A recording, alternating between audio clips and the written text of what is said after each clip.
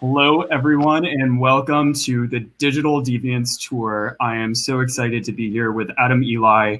My name is Eric Servini, if you don't know me, and I'm also here with some incredible co-hosts. Before I begin the official introductions, I would be remiss not to acknowledge the pain that our nation is feeling amidst the loss of Black lives at the hands of our nation's law enforcement. So to the Black folks who may be watching, your lives matter. To my predominantly white followers, we must do better. I've posted a link in our Crowdcast description for those who are looking to make a difference, to our friends who identify as QTPOC. And in the meantime, please join me in a moment of silence to honor the lives of Tony McDade, Breonna Taylor, George Floyd, Ahmaud Arbery, and too many others.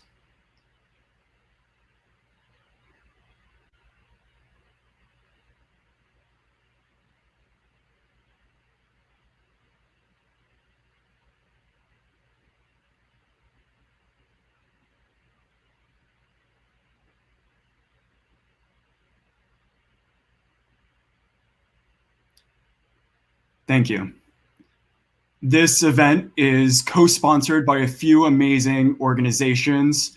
One of them is the Brooklyn Community Pride Center, which is the first and only LGBTQ plus community center focused on serving the city's most populous borough, located at Restoration Plaza at Bed-Stuy, with a planned expansion to a second location in Crown Heights by the beginning of 2021. They provide a number of programs and services that especially serve the Black and Brown communities in which they're located.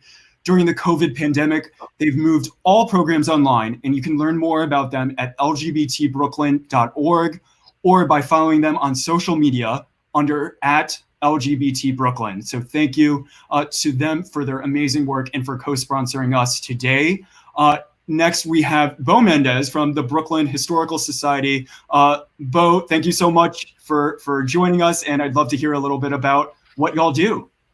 Of course, it's my pleasure to be here, an honor to play a small part in helping bring this program together, although I really do have to give credit where credit's due to Dr. Servini and to Adam and the team for bringing this all together. I'm just here to lend my support. My name is Bo Mendez, as he mentioned. I'm the manager of programs and digital communications at Brooklyn Historical Society. We are a 157-year-old institution that is normally based out of two historic buildings, one in Brooklyn Heights and one down in Dumbo. But like so many other institutions right now, we're based out of our own homes in apartments and houses throughout the 5 boroughs and elsewhere. I am just very excited to be part of bringing this story to an audience at a moment when we are very much reminded of the fact that marginalized and oppressed groups throughout our nation's history have never been given or granted their basic human rights. They've demanded them, and they've worked to erode the systems of oppression that have kept those rights from them. So I just want to acknowledge all of the groups that have done that, especially the movements for Black lives that are happening I would say right now, but really it's been throughout the course of the entire nation's history. Like many institutions, we've had to move our programming online. So we are happily offering visual programs like this one. We've also had the pleasure of hosting programs that explore things as granular as local Brooklyn history, exploring the history of Barren Island, which used to be the city's landfill, and things that are even, meta topics like the history of history. We hosted a great conversation between Heather Cox Richardson and Joanne Freeman about how history is made, the politics of language, who gets to be the narrator of history, and how that impacts our daily lives. We have a lot of programs that are coming up, and we're trying to continue bringing these offerings online to help people engage with their history from home. Next week, we'll be talking about the history of tiki drinks. We'll also be looking at how young Black men are unjustly prosecuted via the lyrics of hip hop music that they create or identify with. When we observe the book Rap on Trial, that'll be on the 16th. You can visit brooklynhistory.org for more information about our upcoming programs. And if you're listening from Brooklyn, I just want to let y'all know that we are leading a collection initiative to document this moment in history. We are living through a historical moment right now. So if you are taking photos, taking videos, keeping journals, creating artwork, making masks, anything that shows how the COVID-19 pandemic has impacted your daily life, your work life, your religious observances, anything. We are interested in collecting that and helping you be a part of telling this story. This story is your story. This story is our story. And with that, I just want to say I'm happy to be here, and I'm very excited to hear this conversation. Thank you so much. And next up, from my favorite bookstore, I can't be too biased because I've been warned by my publisher I have to like to equally promote all bookstores, but I will say of the physical locations on Earth, the Strand is one of my favorite of all time. So Sabir, can you tell us a little bit about the Strand and what y'all are doing now in the middle of a time when reading up is really important? Yeah, well, first off, thank you. We're giant fans as well.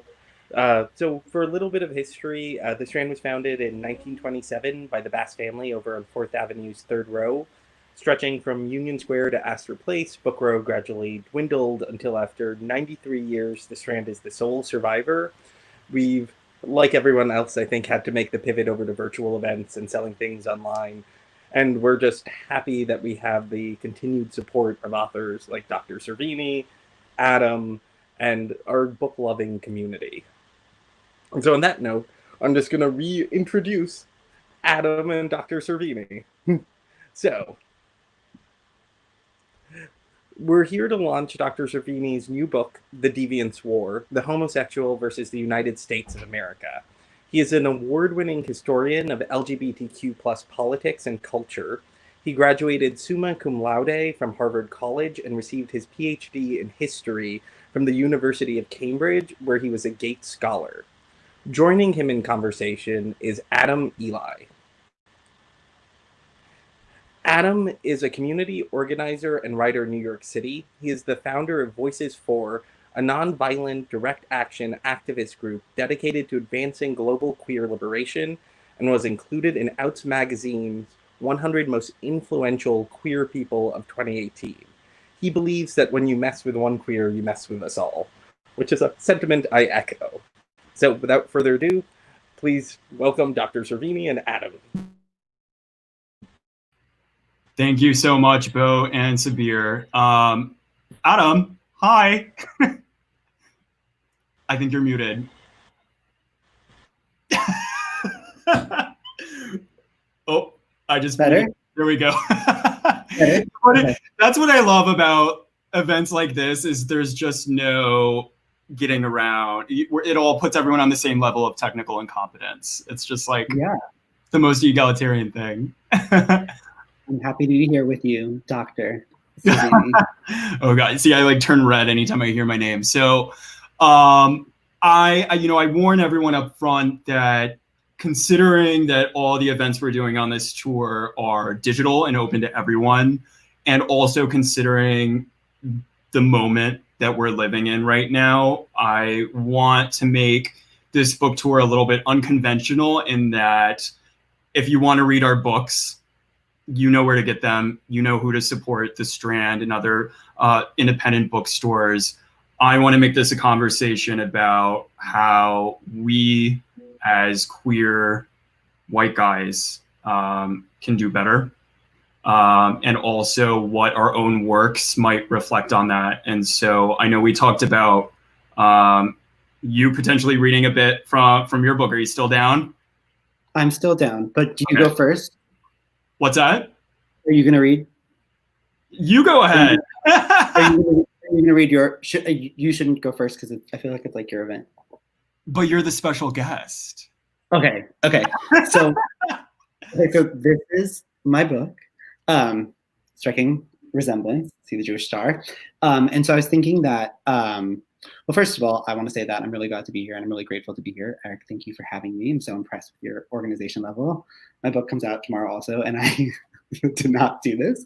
And that I just came back from Stonewall, where we had a huge rally to honor all of the queer and trans, Black, and people of color whose lives have been taken because of police violence. And I know that we probably have people from all over the place. So just to let you know, in New York, I live in Greenwich Village, maybe 10 blocks away from Stonewall. and things are very, very, very intense. I live on 9th and University, so like right above Washington Square Park. And every night I can smell the fires, and it's hours and hours of helicopters and sirens, and you don't know if the sirens are going to the hospital or to the protesters, and screams and chants. And it's just such a unique and intense moment. And I want to take that and I want to talk about the role. What I want to talk about here tonight is the role that queer people, that the role that queer community plays in its own history, and how that history is often not written fairly and not lived fairly. So I'm going to read quickly the prologue, and then I lay out 10 suggestions for how I want the queer community to change, and I will read 2 of them. They're pretty short. This book, unlike Eric's, is meant for it's YA, which I think is chic, and it can be for from anywhere from 12 to 24. So I'm going to start with the prologue. Okay. Good. Okay. On October 27th, 2018, a gunman burst into a Pittsburgh synagogue and killed 11 people. Within hours, the global Jewish community mobilized into action. Jews across the world raised money to cover funeral costs. Rallies and memorials were held in every major city. The global Jewish community expressed public sympathy and outrage, while volunteers flocked to Pittsburgh to serve the community hot meals and attend funerals. The message was clear: an attack on one Jew is an attack on all of us. In general, the global queer community does not respond like this in times of crisis. On January 14th, 2019, just 2.5 months after the synagogue shootings, news broke that a new wave of queer purges were taking place in Chechnya, a small Russian republic. 40 queer people were detained and 2 were killed, but there was no effective global call to action. Between October 27th and January 14th, at least 3 Black trans were murdered in the United States. As usual, the epidemic of violence against Black trans women did not prompt any type of unified or helpful communal outrage. As a queer Jew, I watched these attacks on my 2 communities unfold parallel to each other. Distraught, I thought of a quote from the Talmud, a piece of ancient Jewish scripture that says, "All Jewish people are responsible for one another." We don't always get it right, but the importance of showing up for other Jews has been carved into the DNA of what it means to be Jewish. It is my dream that queer people develop the same ideology, what I like to call the global queer conscience. The global queer conscience is an attitude that repositions how we see ourselves as queer people and how we fit into the world. I cannot and will not speak for the community at large. No one person can. But I believe that this dream will become a reality if we come to this one simple understanding: queer people anywhere are responsible for queer people everywhere. And so that's the prologue. And then I offered 10 suggestions, and I'm going to read one of them.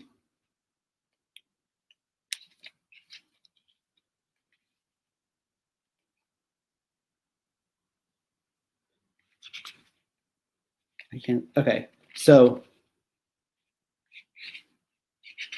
I can't decide which one to read. What? Read a couple. Okay, it's like 3 pages. Okay, so 4, recognize. So these are the suggestions that I suggest for people to, in order for us to realize that dream of queer people showing up for each other. And so the 4th suggestion is recognize that the playing field is not equal. All queer people are created equal, but the world does not treat us that way. Certain identities, queer or not, come with certain privileges. People of color, the trans community, the gender nonconforming people, and disabled people, or any combination of these, face challenges that their white, cisgender, and traditionally able counterparts do not. This lesson is often learned the hard way, through personal experience.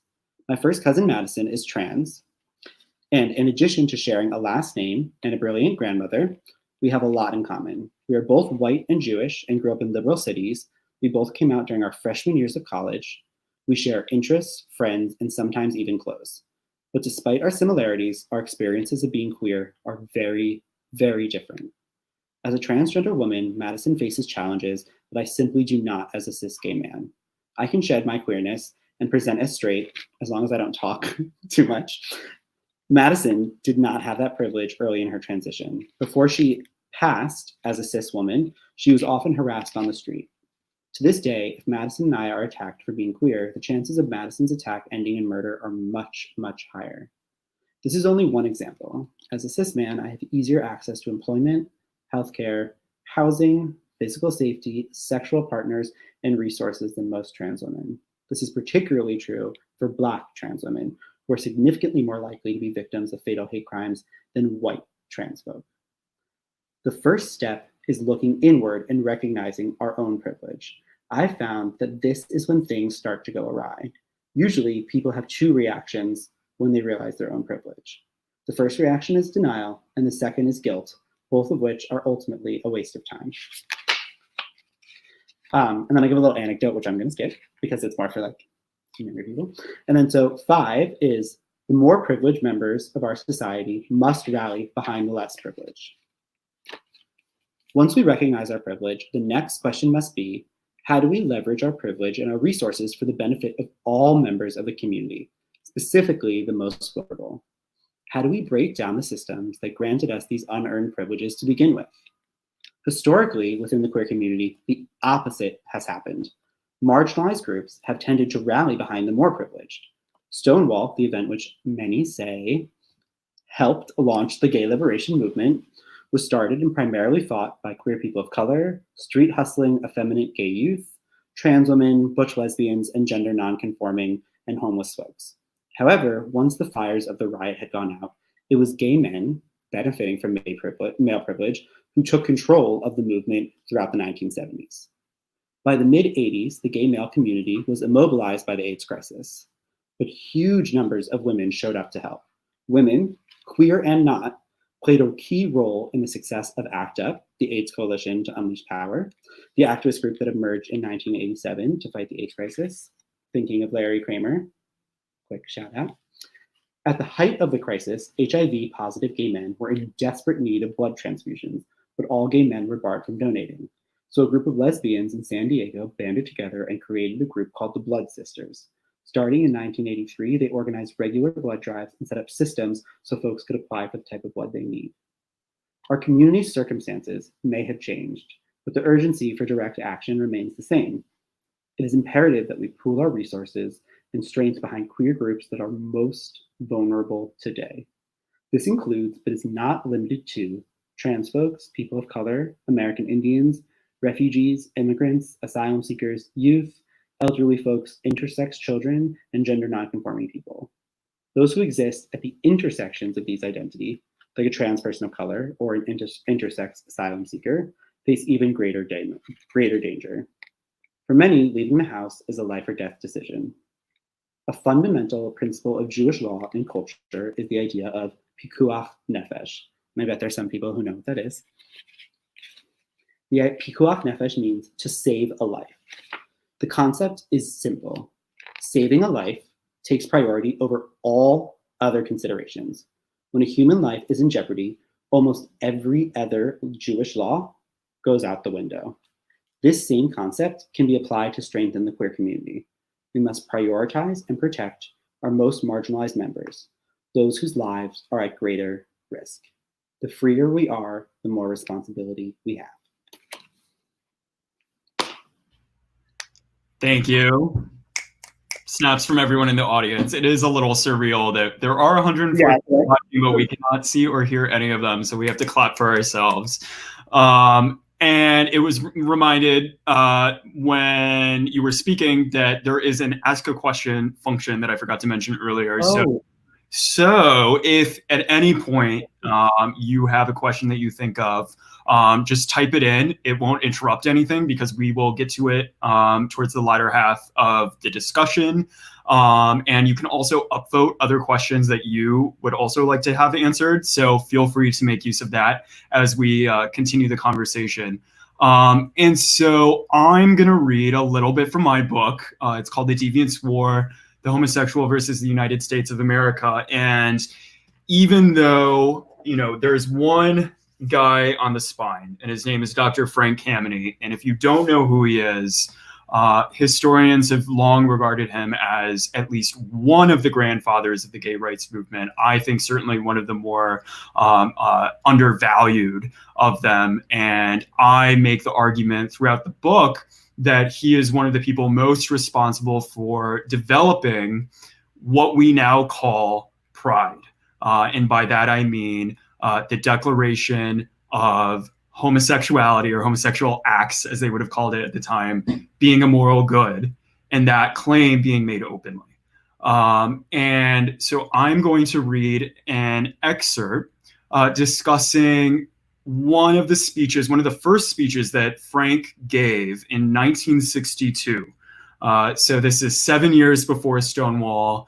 And one of his most significant contributions to our movement, it's something that I focused on my dissertation, is his infiltration or integration, how you look, depending on how you look at it, inside of the National Capital Area Civil Liberties Union. And one of his greatest contributions in the decade before Stonewall was persuading these straight attorneys, an organization that was formed the exact same year as the Mattachine Society of Washington, which was a homophile movement or homophile organization rather, or a pre-Stonewall gay rights organization, and the first in Washington. He was responsible for persuading the ACLU to ally with the Mattachine Society of Washington, creating the legal framework and also the foundations on an organizational level for every single lawsuit that you start to see in the latter half of the 60s and continuing well into the 70s.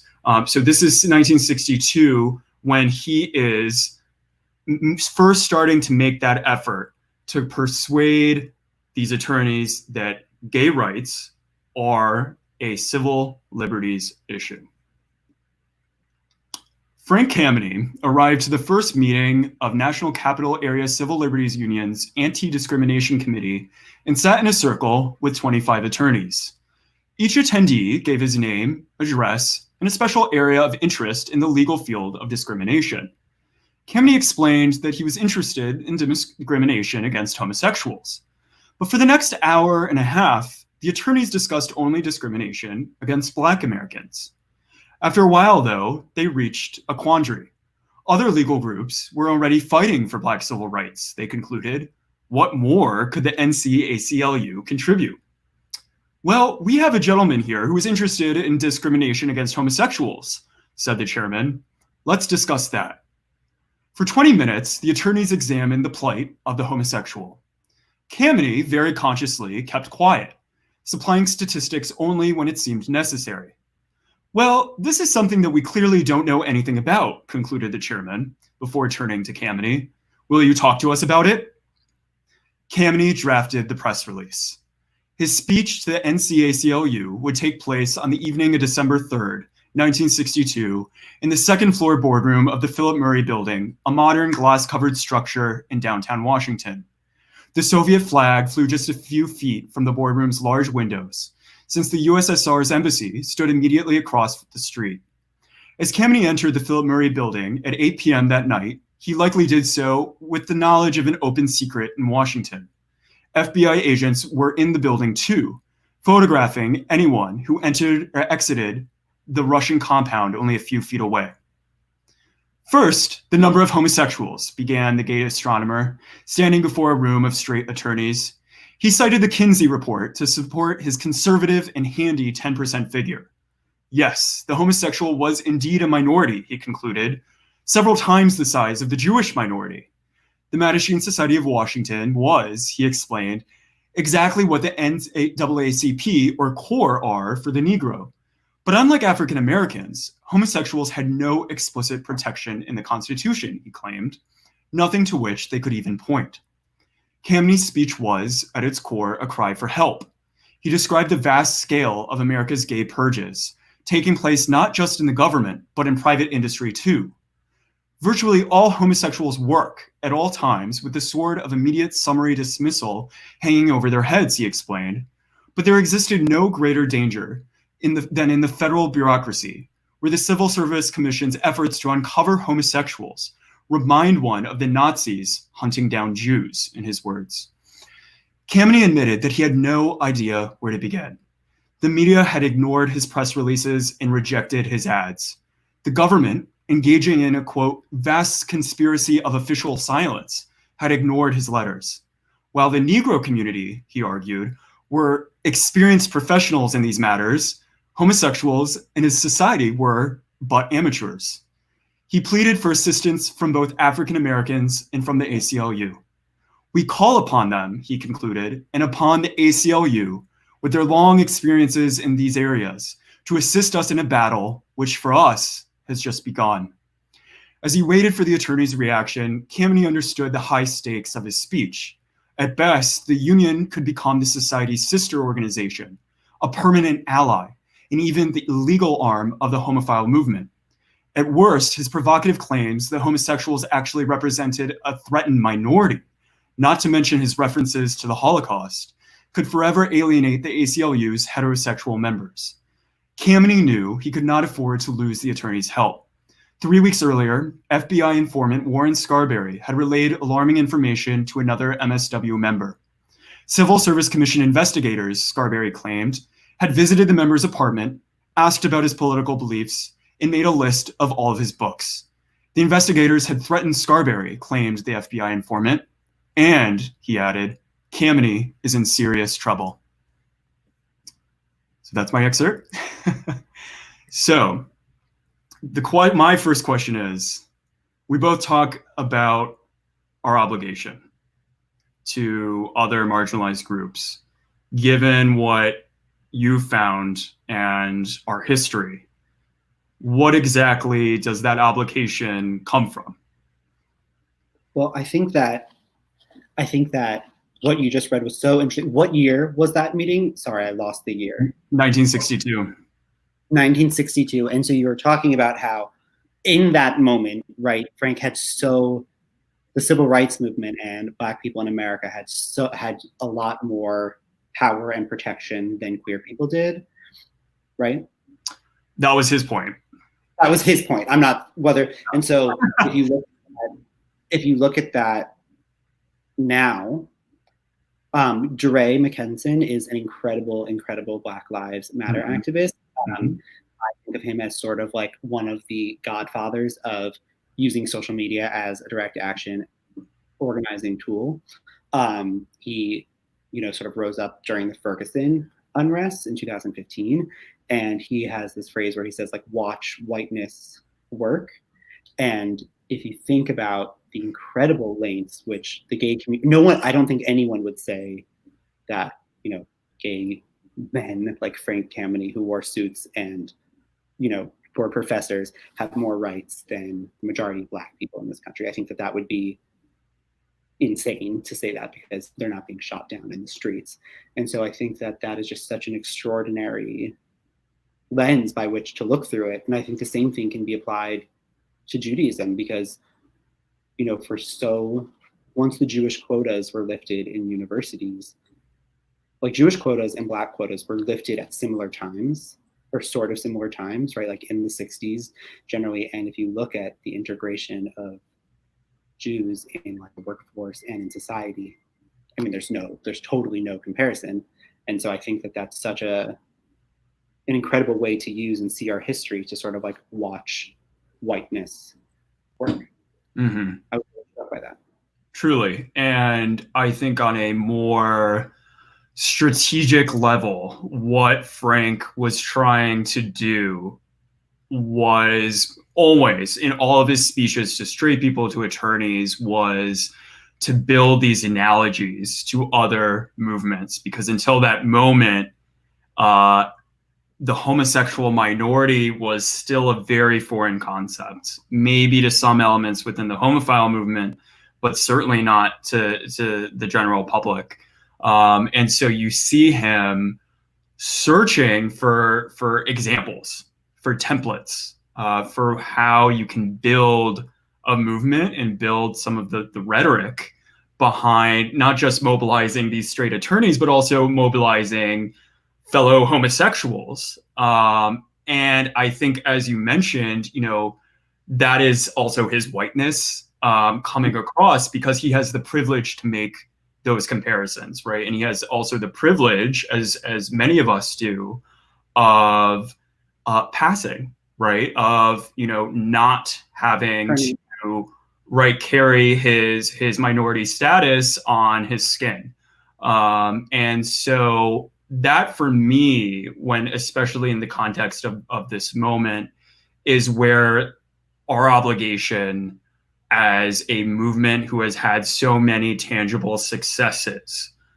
whether it's marriage, whether it's having our own presidential candidate, now that we have made these successes based off of borrowing these tactics from other movements, now it's time to pay it forward, and to, yeah. Yeah, absolutely. I agree. And I talk about how our generation, Eric, like, we're, I think, around the same age. I'm 29, and we have a very, very, very, very unique opportunity for two reasons. One is that we are a group of people that has more rights than ever before. Like, if the two of us chose to, like, you and Adam could, like, move to Hell's Kitchen or like Chelsea or any gay neighborhood and, go to brunch all your life and have gay friends and send your kids to a school where gay parents were accepted and not look out of your bubble at all whatsoever. So we have these people that have tremendous rights, but also we have the means to connect with people from all over the world. Like, we can connect with and organize with queer people in Morocco and Brazil, like, right now. And so this extraordinary ability, one, to connect, and two, that some of us have rights to leverage, is, I think, a new thing in queer history. And I believe, and I know that you agree, that we firmly have an obligation to use those tools. And when you're talking about, I love what you're talking about in terms of borrowing from movements, because we know, Angela Davis said that the queer movement would not be possible without the civil rights movement, and we know that to be true. All you have to do is look at, like, the sit-in, or like the sip-in versus, like, the sit-in. Yeah. And so what I try to do in my book is I try to say that I think that the relatively new queer movement, as compared to, like, ancient Jewish history, movement, can learn from the Jewish tradition of this idea that it is fundamental that we show up for each other. And I explain in the book that different queer people have different histories, and that, like, why this is hard is because Jews can often identify with each other, whereas I think it's difficult for maybe a white gay man to identify with the experience of a Black trans woman. And so the point I try to get across is that, like, anyone, where no matter your race or other identities, like, we were all born into a world that was not created for us. We were born into a world with a set of rules that, whether it's gender or sexuality, we have at some point to break. And that tie is what brings the obligation to show up for each other. And if we do that, I think all of us will be a lot happier.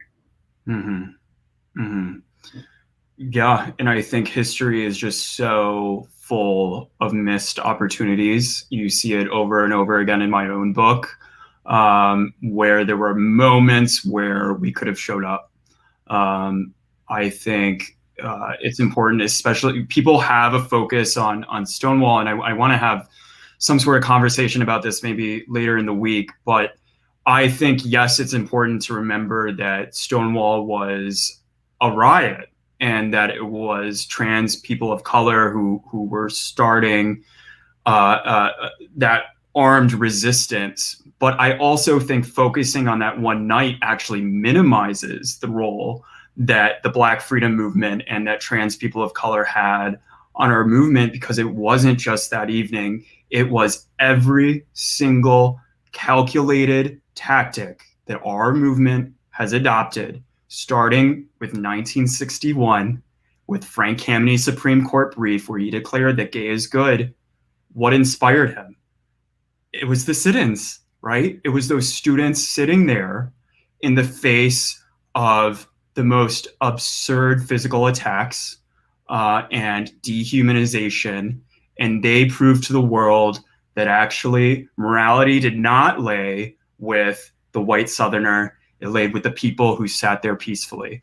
And they were able to claim that morality back for themselves. Frank Kameny saw that, and he executed the exact same tactic. He took black is beautiful, made it gay is good. Black power became gay power.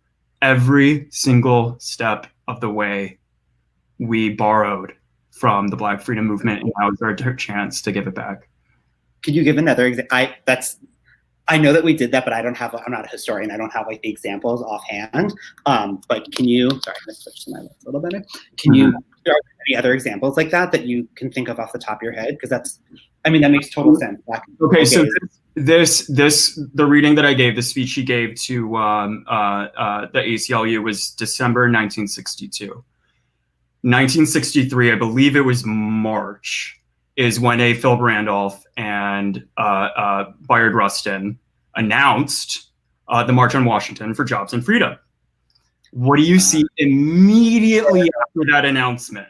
An FBI file telling the Secret Service of the United States, of the White House, an FBI file, it lands on J. Edgar Hoover's desk within weeks of that announcement, that homosexuals inspired by the Black freedom movement and Bayard Rustin are planning to march immediately. They don't end up doing it for another year and a half. But Frank Kameny, where do they go in August 63 to Rustin's march? They send a delegation. There's 7 of them there. What happens, almost exactly a year later, Randy Wicker's picket in front of the Army Induction Center. Then there's the matter of their dress at these pickets. Can you explain how that correlates? This is amazing. Can you explain how that correlates? Yeah, okay, so it inspires them to demonstrate. You go to the March on Washington with 300,000 people there, and you realize we're fighting for our rights too. Why aren't we marching? And immediately again, after the initial efforts by Wicker failed, who's still around in Hoboken. Everyone should look him up on Facebook. He's very active. After his initial efforts failed, he sees all the publicity and the benefits of this massive march that Rustin, a queer Black man, organized. He starts planning again. You start seeing the FBI files once again.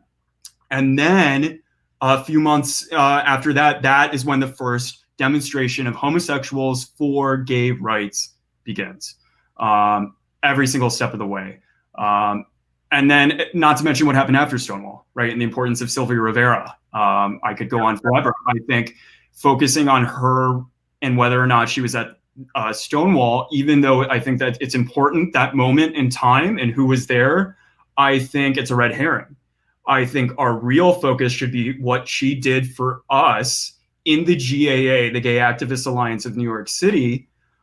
She was the first person to get arrested standing on May 15th, 1970, exactly 50 years ago in Times Square, getting petitions for a city council bill for gay rights.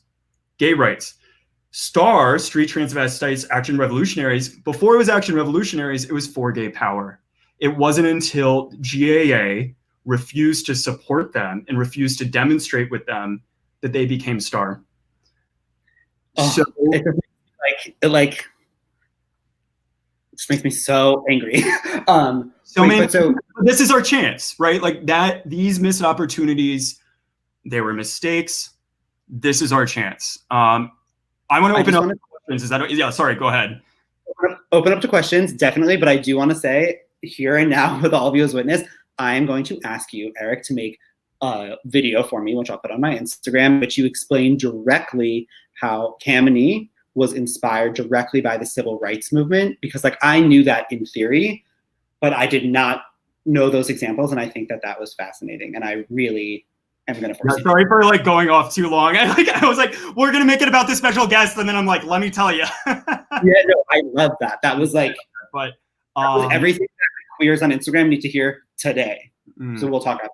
I'll do it tomorrow. Yeah, I'll do it first thing tomorrow. We have Angina after this, but to first thing tomorrow, I'll make the video. I'll do a lot. Your hair and lighting is like amazing. Everyone can thank Adam Pell is my boyfriend. He did my makeup, so thank you for that. That you can always tell I'm wearing makeup because my nose is not red, because naturally it's very red. Okay, open up to questions. I'm just gonna pull this light over. Yes. Okay. I'm so glad Superior there. Hi, sorry for the dark. I will figure out how to fix it. But we have our first question, which is from John Fram, who asked, "What is one overlooked?" Hi. That's right. John's our friend. John also has a book coming out. I was just gonna say. It's a queer. It takes place in Texas, and it's like supernatural queer and like super creepy. It's really good. I have it on my shelf. Bright Lands, right? I'm so excited to read it because Texas football Friday night life was like, that was my closeted world for like 18 years. So it's called The Bright Lands, and it's really great. And I'll connect you after. Perfect. Oh, so John asked, what is one overlooked lesson in activism from the past that queer people should start deploying tonight? Adam, you were the one on the ground, so you take this one. Okay, first of all, love that I'm being called on the ground. Like, love that, Glam. And I think the answer there is that there are no rules. Like, exactly what you said with Sylvia Rivera. Like, how many rules was Sylvia Rivera breaking in order to stand in the middle of Times Square and talk about gay rights and be trans? She was ignoring the GA. She was ignoring the gays. She was ignoring the policemen. Like, anytime, like, as long as you're not hurting another gay person, like, there are no rules. Like, this idea of, does that make sense? Is that a reasonable answer? They're like, the limit of what we can do as activists is only within our own imagination. The idea of like playing within the rule box of what mainstream America thinks is like acceptable or appropriate or peaceful is nothing but a construct. And had our ancestors only done what mainstream America thought was appropriate, peaceful protest, nothing would have happened. So I'm not advocating violence, I'm advocating creativity, which sometimes comes complete disregard for the rules. Yeah, I think that's so true. And only to add to that, I think continuing the Sylvia story, one overlooked lesson that I think you get from my book, and I hope people get it when they read it, is that anytime there is an effort to exclude people within a movement for purposes of image or respectability or anything, it fails every single time. That city council bill that Sylvia was fighting for and went to jail for, the reason she left the movement was because once it finally made it to the city council, the GAA and other gay organizations agreed to strip it of trans protections. That bill still failed, and it wouldn't be passed for another decade or so. The exact same thing happened with ENDA, or the Equality Act now. Before Sylvia died, she called for the annihilation of the Human Rights Campaign, because what did they do? They stripped it, the proposed legislation from trans protections. They stripped it. What happened? Bush II still threatened to veto it. It never passed. History will judge how we're reacting right now, just as we're judging how our ancestors and past activists reacted then. And so now is our moment to make sure that future generations of queers and activists say they did right, finally. Okay, I love that so much. Queer history is so cool and so chic. I love that, and I want to add to that by saying very quickly that, like, when it comes to like TERFs or trans exclusionary radical feminists, or the idea of gay people that don't want trans people in the movement, That is like my one. I'm not a fan of cancel culture.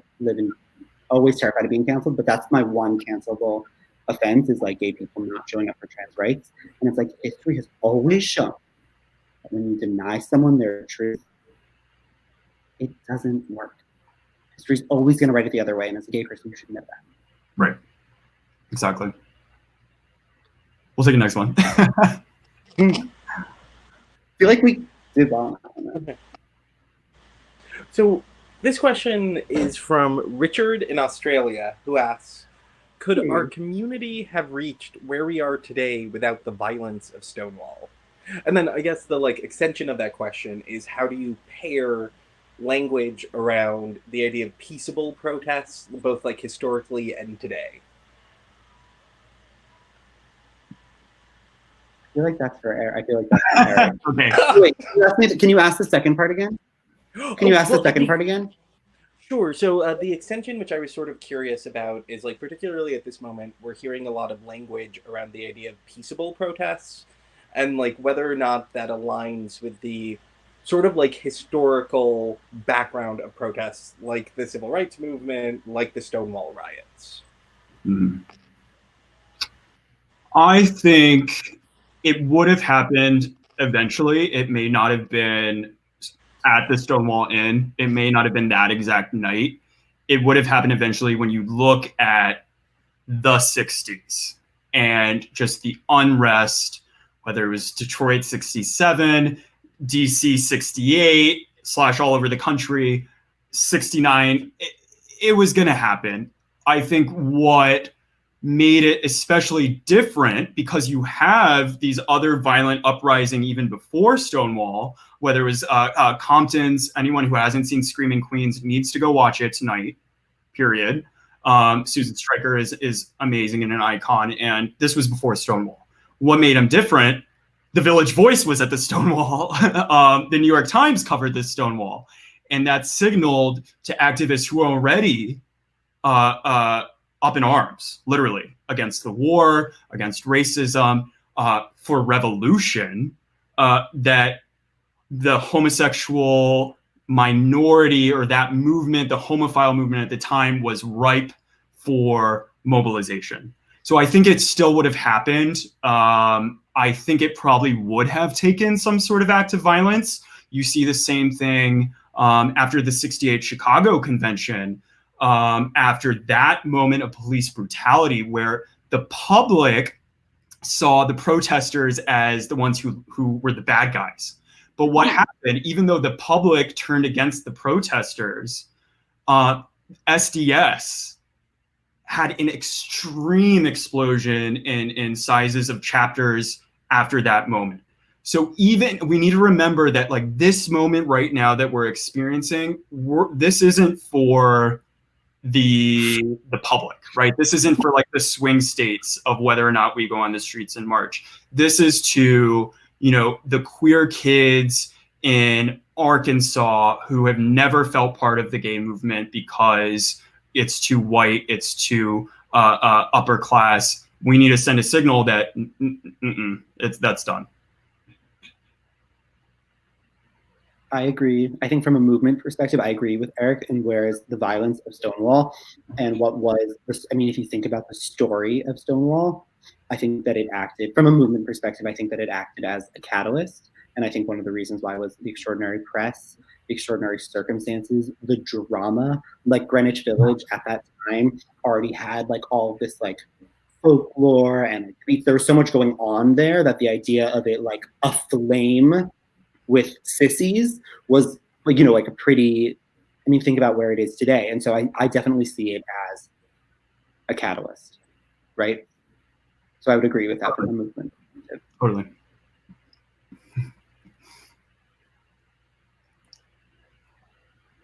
Uh-oh, I think you're muted.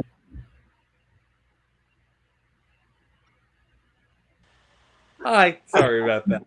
So a paraphrase of a question, which is to bounce off of a term you had just used. Someone asked if you could please explain homophile and how, and I'm not sure if this is related, and how Ernestine Eckstein was one of the first Black lesbians to be out in public via the annual reminders picketing. I love Ernestine. Yes, sorry. Frank Kameny would be very mad at me that I did not open up this entire conversation with like a few paragraphs on what homophile was. And he was very specific that it's different than homosexual, because a homosexual is your sexual orientation. Homophile, at least at the time, was the fact that you were fighting for homosexual rights. So that's where that homophile came from. So technically, you could be a straight homophile activist, whereas you can't really be a straight homosexual. That's the difference. It's a adjective. And so, second question was Ernestine. Ernestine Eckstein. Her real last name was Eppinger. First lesbian woman of color to march with the homophile picketers. Her interview with Barbara Giddings in the Ladder. I will try to post it somewhere, maybe in the comments or something. Everyone should just sit and read it, because it was like a 3-hour long conversation that she had with Barbara Giddings, who is the editor of the lesbian publication, The Ladder. And it's just amazing to see how she balanced in 1964 these different parts of her identity, and also her role in radicalizing the New York chapter of the Daughters of Bilitis. And one of the most interesting parts is she is the only one in all of my research within the DOB, the Mattachine, any of these early pre-Stonewall organizations, who said, you know what conversation we need to be having? We need to be talking about trans rights, right? This is a Black lesbian woman in 1964 saying, you know what our movement is forgetting? Trans rights, right? Like, everyone needs to just sit down and listen to it. If you're in New York City, go after all this mess is over, go to the New York Public Library, go to the Archives Division. Anyone can go and request to hear her interview, and you can sit there and listen with your iPad and listen to her words. It'll change your life.